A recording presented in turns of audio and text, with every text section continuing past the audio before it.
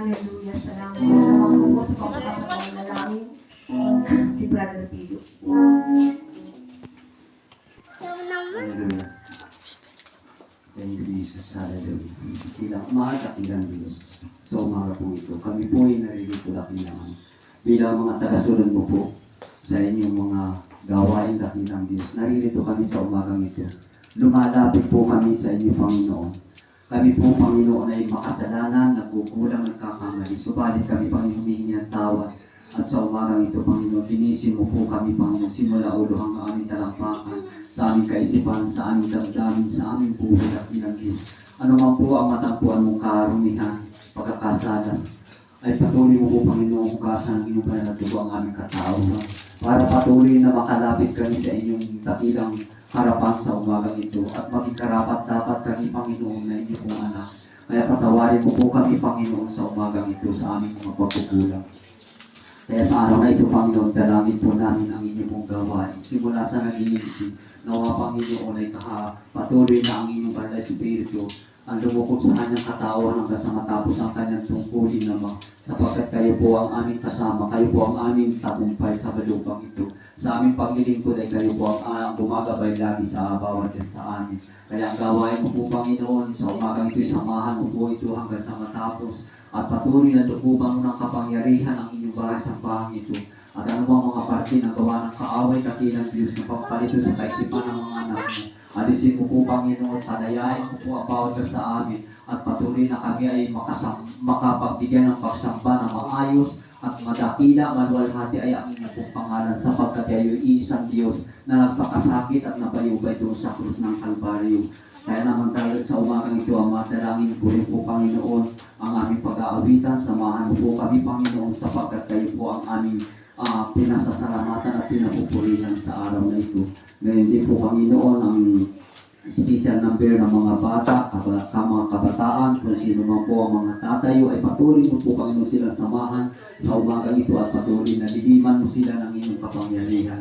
Ngayon din po, dakilang Diyos, ang magbabalik ng papuri na yung mga ginagawa mo sa bawat sa amin ay maihayag ng inyong mga anak na mayroong lakas ng loob, at patuloy na ang mapupurihan ay ang inyong pong pangalan. Gayon din po, dakilang Diyos, dalangin ko po ang aming mga kapatid na hindi po namin kapiling sa inyong pong gawain ito, Ama. Saan man sila naroroon sa mga sandaling ito, ingatan mo po sila at bakuran ng kapangyarihan ang kanyang katauhan, at patuloy na ipalaala mo ang mga sandaling ito para sa inyo. Kaya napakapalad po ng tao na tatagpuan mo sa inyong pong bahay-sambahan, sa inyong pong gawain na sa oras na ipinagkakatipon para kayo po ay sambahin. Sa umagang ito, Panginoon, patuloy po rin po, Panginoon, itinatalangin ang inyong pong anak na gagamitin sa paghahayag ng inyong pong kanal na salita. Pakapuspusin mo po siya, Ama, ng inyong kapangyarihan.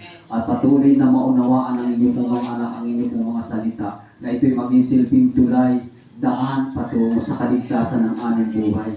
Na ito'y maging kalakasan ng bawat isa sa amin. Kapag hindi ka dumarating at kami naghihintay, manatili sa puso namin ang kabanalan, manatili po sa aming buhay ang pagkatakot sa inyo, at lagi naming alalahanin ang inyong kabutihan. Salamat po, dakilang Diyos. Hinihiling po namin ang inyong pong banal na Espiritu na siyang lumababa sa umagang ito sa bawat sa amin, at patuloy namin madama, matanggap yung kalakasang nagmumula sa inyo sa umagang ito. Salamat po, Ama. Talaga mo, Panginoon, ang malayang pagsamba, malayang pagpupuri ng inyong pong mga anak sa umagang ito, sapagkat kami, Panginoon, ay kayang alipinin ang mga gawa ng kaaway. Subalit ang kalayaan at kalakasang nagmumula sa inyo ay tatanggapin namin sa umagang ito, para patuloy namin magisilbing kalasar sa pakikihamok sa libutang ito, at sa aming pagsamba at papupuri ay patuloy namin maitaas ang inyong pong pangalan. Salamat po, dakilang Ama, sa umagang ito. Pinupuri ka namin, dinadakila at niluluwalhati sa umagang ito sa pangalan ni Jesus. Amen. Palapakan po natin ang Panginoon. Umagang ito ay talaga napakapalo po natin at natalipot po tayo ng Panginoon na narinig yung mga sambahan at magbibigyan ng papuri. Kaya awitin po natin sa umagang ito yung tayo na umawit.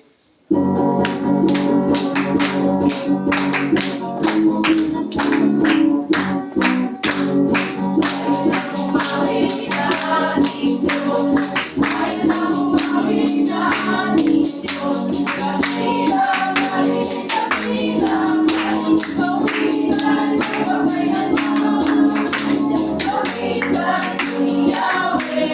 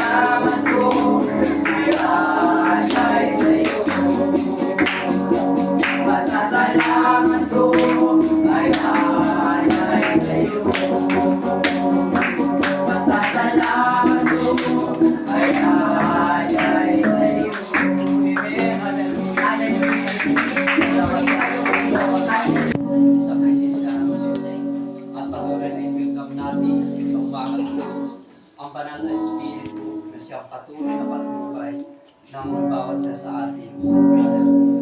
Pangalan ng Diyos.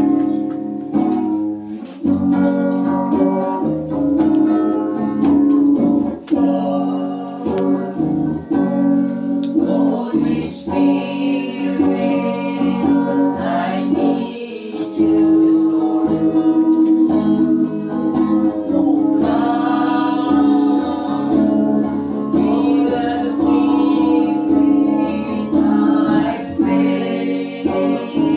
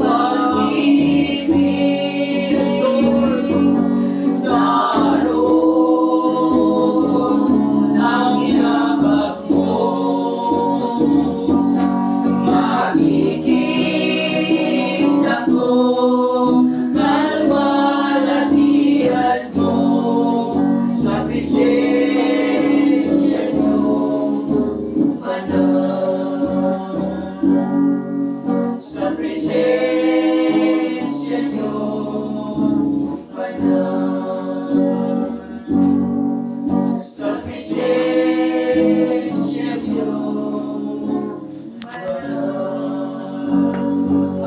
salamat po sa inyo, Panginoon. Sapagkat kayo po ay dakila, kayo po ang Diyos na karaman-laman na tatanggap lang po ito sa salamat. Kaya sa umagang ito, kayo po ang aming tinataas at pinasasalamatan sa Panginoon. Sa pangalan ni Jesus. Amen. Palakpakan natin. Sumasalubong po tayo. Yan po yung mga sinaunang awit para sa Panginoon at napakasarap ng awit. Dadako naman po tayo. Isang palaklak daw para sa Panginoon. Hallelujah! Hallelujah! Salamat sa Panginoon. Dadako naman po tayo sa awit ng mga bata. Maawit kayo, ano? Mayroon po Sama ba? kayo lahat. Dalawa, tatlo. Wala yung dalawa. Punta natin sa una. Mayroon ba? Ano? Ah, wala. Kabataan.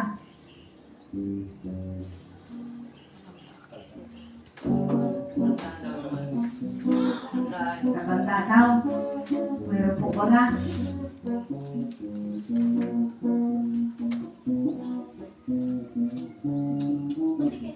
Wala yata. Ano kaya si Angie Nakanda? Yan ang hilig mong special ng ganung kabataan pa. Kaya salamat po. Ganun din ng ating pamilya ay na magiging kasama niya sa langit na bayan. Pero kung siya nga po, huwag tayo magpatopik-topik na hindi maglingko dahil tayo po yung na pinili ng Diyos. Kaya dapat tayo magpasalamat sa Kanya. At palaging araw na ganito ay tayo po dumalo upang tayo po ay maturuan ng mga salita ng Diyos upang tayo po ay lumakas sa pananampalataya kung baka po tayo madatingan ng Panginoon na wala rin sa Kanyang presensya ay nakalungkot po na yung mga pagpapagal natin ng mga nakaraan ay hindi po natin makamit yung ating pagpapagal. Kaya hinahamon po kayo na patuloy po tayo maglingkod sa Panginoon. Ako po nga po salamat din kahapon na hindi kami nakatalo rito at ako po may ginay, kami po may ginay sa malindig ay alanganin ako na pauwi at pagpalit natin ko muna dyan sa baba at tatlong baba at sa malindig. Ako nga po salamat sa kalakasan na nagkakalok sa akin ng Panginoon at sabi ko yung lasing ko na ay ako may gawain sa simbahan at ako pumalito po ako po nag-linis dito yun eh. Gawain ko po at yun, dapat talagang bawat gawain natin dapat natin pagputihin dahil yun ang nagtatiwala sa atin ng Diyos.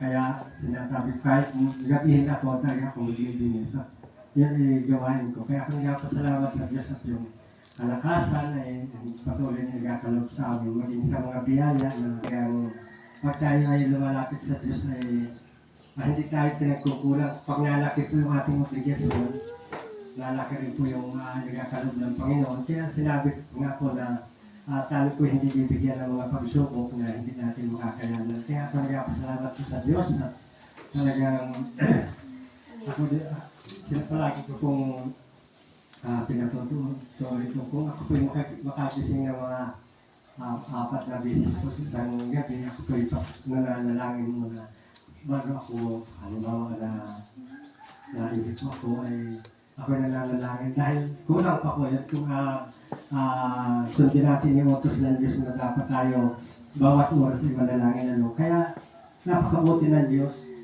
at sa kabila po ng ating mapagkukulang ay unaman tayo ng Diyos at alam na wala naman tayo mailingit sa Panginoon. Alam niya yung lahat ng bagay para sa atin, sarisip niya tayo. Kaya tayo po yung hinihiling po ng Panginoon sa atin. Tayo po patuloy na maglingkod at siya po ang balat, siya po ang magpapalakas sa atin sa ating lupang katawan at sa ating pananampalataya. Kaya sa oras na po ito, ang Diyos lamang ang ating pinaparangalan sa atin.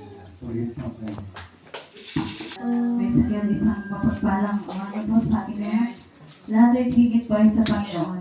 Pero po kami absent. Pero sa Diyos po ang purihan. Ang napagpatotoo ko po ay ang aming karanasan. Kami po ay binulutong magnanay. pagkatapos po namin bulutungin, Biyernes Santo po, kami po ay nabangga na nalaglag po kami sa motor. Kami pong tatlo. Ay, nagpapasalamat po ako sa Panginoon at yung anak ko, ang una kong iniisip nung kami nalaglag, ay ito galos po sa kanyang ululaang. Ako po ay sa braso at sa binti.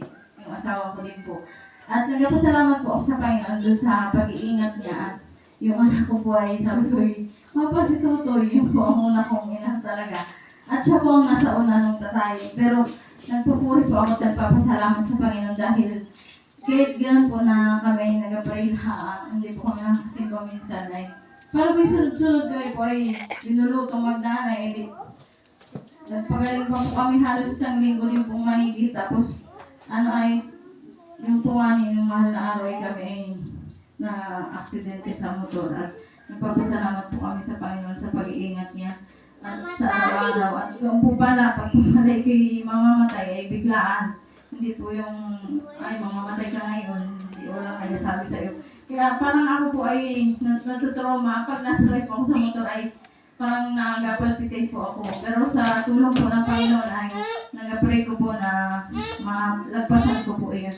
Kaya sa Diyos po yung kapurihan lahat sa aming buhay. At yung pong pag talagang yung Panginoon ang minasahan mo ay kahit nasa peligro ka na, kahit ikay nasa pinakamahirap na sitwasyon ay ng Diyos ang mag-iingat sa iyo at magpapagay ng iyong pangangailangan. At gusto kong kumanta sa Panginoon kasi ako po ay sabi ni Tia, ako po talaga ay pag nagsabi na special number, napunta po talaga ako ay ngayon pa ay matagal, bata pa ako ay nag-special number na ako sa Panginoon. Kaya pakinggan niyo po yung mensahe. Ang akatain ko pa ay ituro sa akin ni Tia. Okay na yun. Tayo mga. Ay, ano na.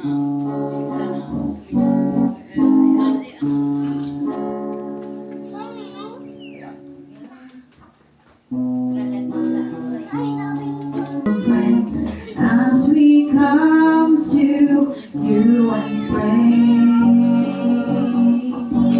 we know you are always with us, giving us your love and care.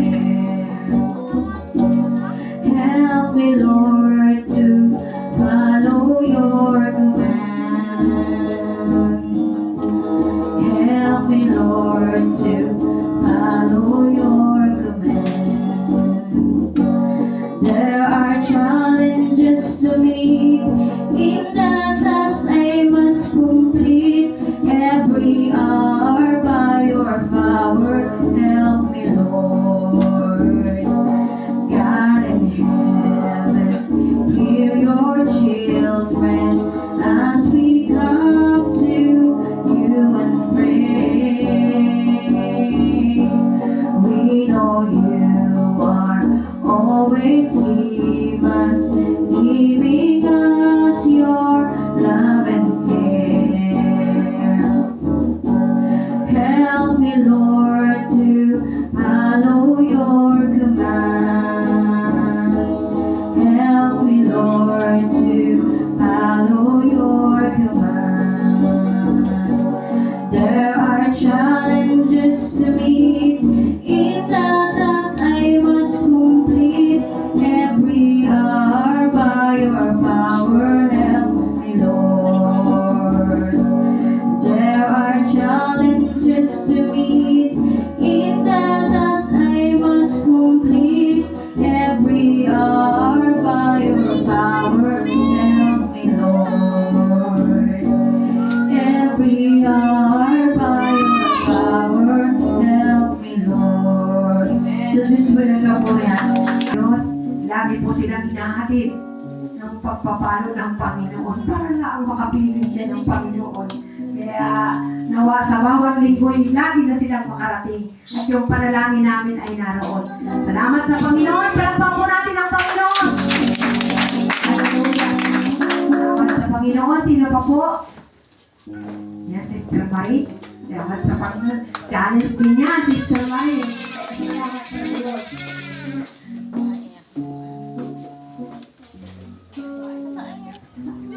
Magandang umaga po sa inyo lahat.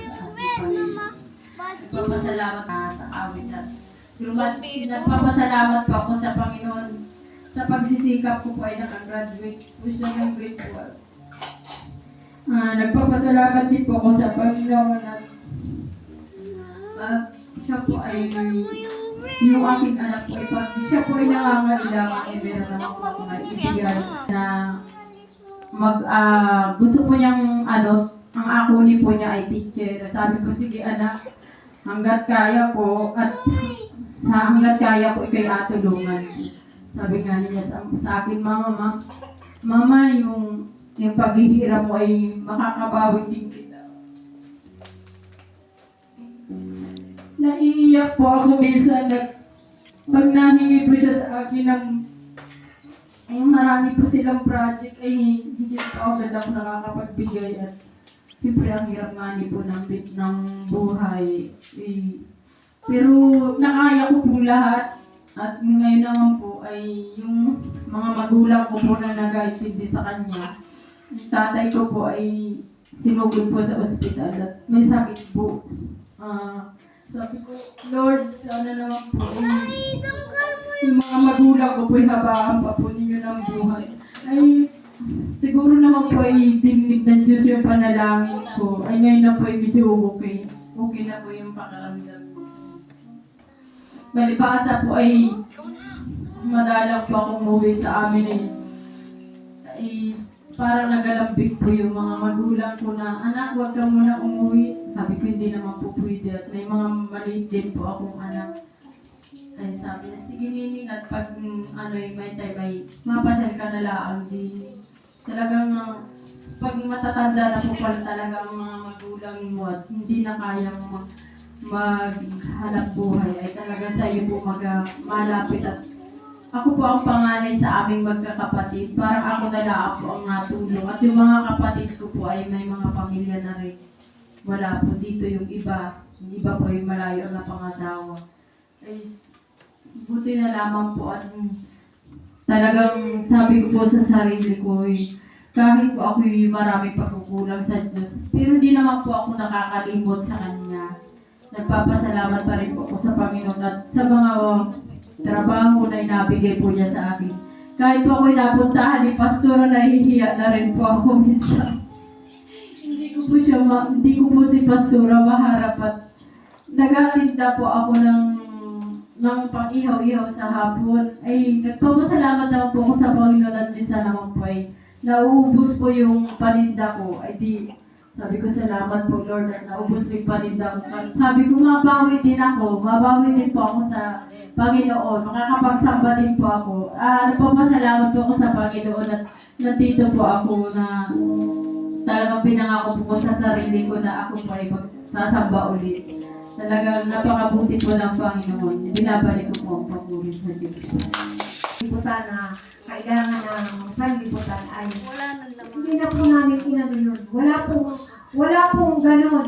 Kasi ninawa po namin yung bawat isa sa amin na ito yung kaloob sa atin ng Panginoon. Tanggapin natin, masaya tayo na nagsasama para sa kalooban ng Panginoon.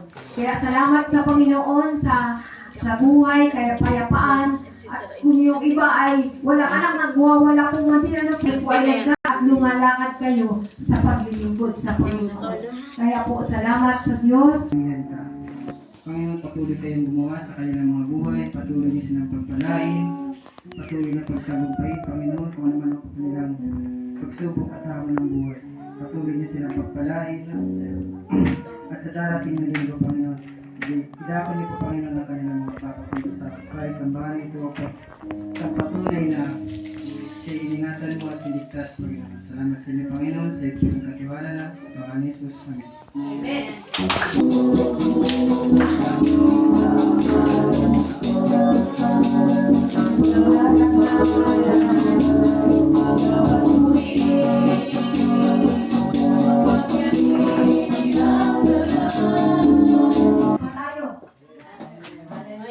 Yung mga sahod dyan ay handa na ba para makinig ng salita ng Diyos.